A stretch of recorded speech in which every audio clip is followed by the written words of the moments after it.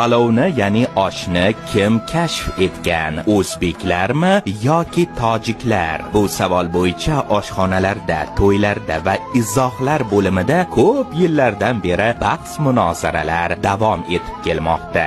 Biroq haqiqat ko'ringanidan ham teranroq va xushbo'yroqdir. Chunki palov tarixi kimniki haqida emas, balki nima haqida? Bu tarix, madaniyat, xotira va odamlarni birlashtiruvchi tamdir. Qadim zamonlarda O'zbekistonning mis qozonlarida zirvakning birinchi qatlami vishillashidan ancha ilgari palov allaqachon tayyor taom sifatida emas, balki g'oya sifatida dunyo bo'ylab sayohat qilayotgan edi. Palov bir makonda emas, balki insoniyat tarixi qaynayotgan minglab qozonlarda paydo bo'lgan. Palov Samarqand yoki Buxoroda emas, balki Hindistonning tutunli bozorlari, Janubiy Xitoyning sholi terrasalari va qadimgi Hindiston ibodatxonalari oralig'ida dunyoga kelgan. Palov so'zi sanskrit tilidagi pulakadan kelib chiqqan deyishadi, lekin bu shunchaki guruch degani emas, balki yaratgan xonadon,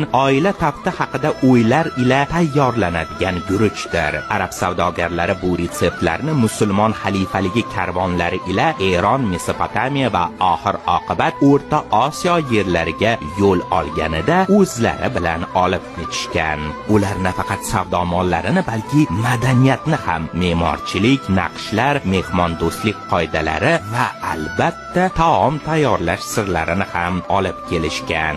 Eron va Kavkaz saroylarida palov hashamatli taom edi. Usmoniylar imperiyasida esa palov boshqa taomlarga hamroh ovqat bo'lgan. Ammo aynan Turkistonda, ya'ni bugungi O'zbekistonda u oshxonaning gul toji va millatning yuragiga aylandi. Bu yerda uni palov emas, oddiy qilib erkalagandek osh deyishadi. O'zbek osh ifori bilan tug'iladi va umrining oxirigacha uning muattar hidini tuygan holda yashaydi. Ha, to'g'ri, osh muazzam qozoq dashtlarida, go'zal qirg'iz to'ylarida, mag'rur tojik tog'larida ham yashaydi.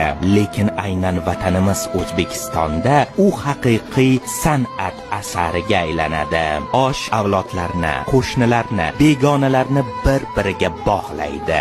Zotan osh so'zi chuqur ildizlarga ega. Ba'zi olimlar bu qadimgi turkiy tuhfa desa, boshqalar yo'q, bu inglizcha it so'ziga qarindosh bo'lgan Hind-Yevropa tilidagi yemoq so'zining aks sadosi deydi. Lekin bir narsa aniq, osh bu shunchaki taom emas, bu xotira, marosim, madaniyatning bog'lovchi to'qimasidir.